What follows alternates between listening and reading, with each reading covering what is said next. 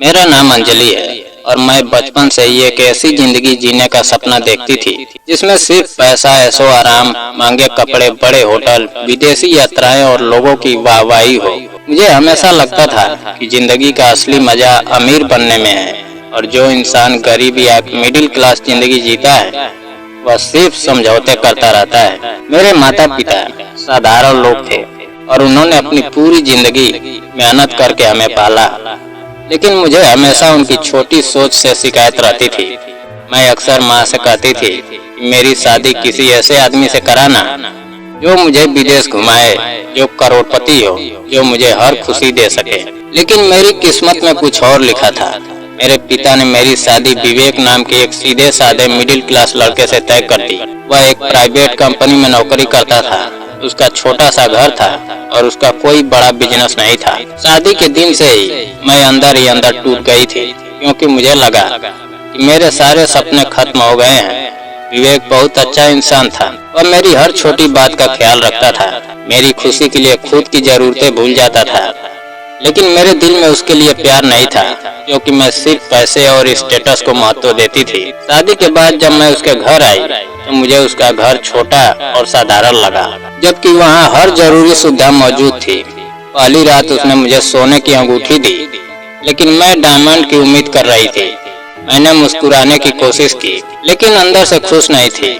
समय गुजरता गया और विवेक मुझे खुश करने के लिए हर कोशिश करता रहा। वह हर रविवार मुझे बाहर घुमाने ले जाता, मेरे लिए कपड़े खरीदता, मुझे कभी किसी चीज की कमी महसूस नहीं होने देता था।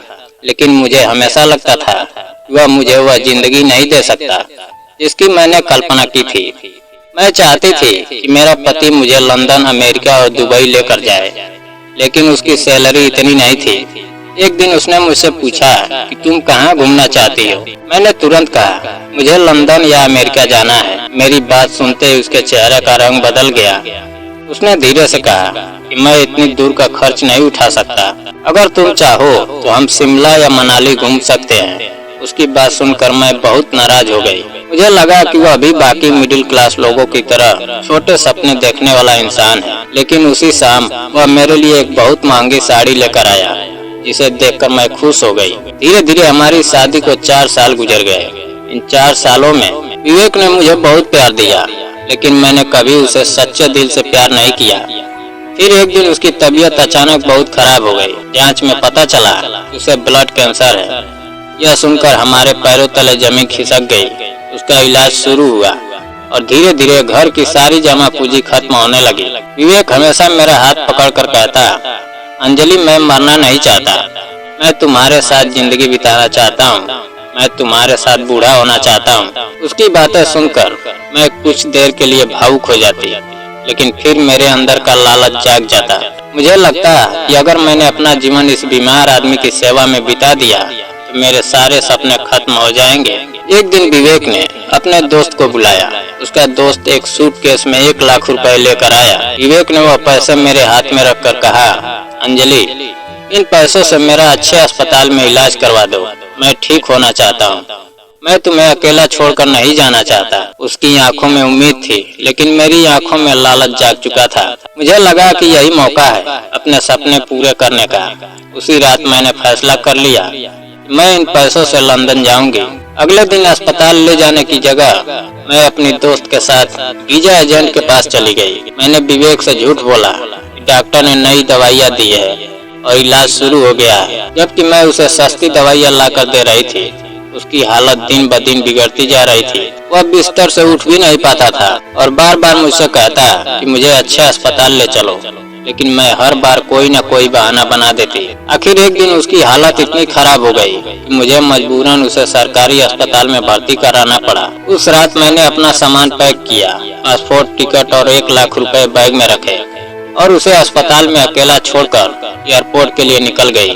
टैक्सी में बैठते समय मेरे दिल में डर था, लेकिन जब विमान ने उड़ान भरी तो मुझे लगा कि मैं अपनी पुरानी जिंदगी से आजाद हो गई हूँ। लंदन पहुंचकर मैंने अपना पुराना सिम फेंक दिया और हमेशा के लिए अपने अतीत से रिश्ता तोड़ लिया। शुरुआती दिन मुश्किल थे, लेकिन मेरी दोस्त ने मुझे नौकरी दिलवा दी। धीरे धीरे मैंने मेहनत की और 5 साल में एक सफल और अमीर औरत बन गई। मेरे पास बड़ा घर, गाड़ी और अच्छा बैंक बैलेंस था। मुझे लगता था कि मैंने जिंदगी जीत ली है। फिर मेरी मुलाकात रूहान से हुई, जो बहुत अमीर बिजनेसमैन था। वह घमंडी था, लेकिन मुझे उसका आत्मविश्वास पसंद आया। हम दोनों करीब आए और शादी का फैसला कर लिया। एक रात वह मुझे लंदन के सबसे बड़े 5 स्टार होटल में डिनर पर ले गया। वहाँ खाना उसे पसंद नहीं आया तो उसने गुस्से में मैनेजर को बुलाने की मांग कर दी। कुछ देर बाद एक आदमी महंगे सूट में हमारी टेबल की तरफ आया। उसकी आवाज सुनते ही मेरा दिल कांप उठा। जब उसने चेहरा उठाया तो मेरे हाथ से गिलास गिर गया, क्योंकि वह कोई और नहीं बल्कि विवेक था, जिसे मैं 5 साल पहले मरने के लिए छोड़ आई थी। वह जिंदा था, स्वस्थ था और उस होटल का हेड मैनेजर था। उसने मुझे देखा, लेकिन ऐसा व्यवहार किया जैसे वह मुझे पहचानता ही नहीं। रूहान अपनी शिकायत करता रहा और विवेक शांत होकर उसकी बातें सुनता रहा। फिर वह जाने लगा तो मैं उसके पीछे भागी और कांपती आवाज में पूछा, तुम जिंदा कैसे हो? विवेक ने मेरी तरफ देखकर कहा, तुम तो यही चाहती थी कि मैं मर जाऊं। उसने बताया कि जिस रात मैं उसे सरकारी अस्पताल में छोड़कर भागी थी, उसी रात डॉक्टर वंदना नाम की एक महिला डॉक्टर ने उसकी हालत देखकर उसे बड़े अस्पताल में भर्ती कराया। उसका बोन मैरो ट्रांसप्लांट हुआ, महीनों की कीमोथेरेपी चली और आखिरकार वह ठीक हो गया। उसने कहा कि सबसे ज्यादा दर्द कैंसर से नहीं दिया, बल्कि तुम्हारे इंतजार ने दिया। मैं हर दिन सोचता था कि शायद तुम लौट आओगी, लेकिन तुम कभी नहीं आई। उसने बताया कि अब उसकी जिंदगी बदल चुकी है और अगले हफ्ते उसकी शादी डॉक्टर वंदना से होने वाली है। यह सुनकर मैं टूट गई। मैंने उससे रो कर माफी मांगी, लेकिन उसने कहा, इंसान की फितरत नहीं बदलती। तुम आज भी वही लालची औरत हो जो सिर्फ अपने फायदे के बारे में सोचती हो। उसने कहा कि हमारी शादी उसी दिन खत्म हो गई थी जब तुम मुझे मरने के लिए छोड़कर भाग गई थी। वह चला गया और मैं वहीं खड़ी रह गई। उस रात के बाद मेरी जिंदगी बदल गई। मैं हर पल बेचैन रहने लगी और फिर एक दिन मुझे पैरालाइज अटैक आया। मेरा आधा शरीर बेकार हो गया। मैं ठीक से बोल भी नहीं पाती थी। रूहान कुछ दिन अस्पताल आया, लेकिन फिर उसने मुझे छोड़ दिया। उसने कहा कि वह अपनी जिंदगी एक अपाहिज औरत के साथ बर्बाद नहीं कर सकता। मेरे सारे पैसे इलाज में खत्म हो गए और मुझे सरकारी अस्पताल में भेज दिया गया। वहाँ मैं एक लाचार औरत की तरह पड़ी रहती थी। मुझे पानी मांगने के लिए भी दूसरों का सहारा चाहिए था। हर पल मुझे विवेक याद आता था, जिसने बीमारी में भी मुझसे सच्चा प्यार किया था। एक दिन अस्पताल में हलचल हुई।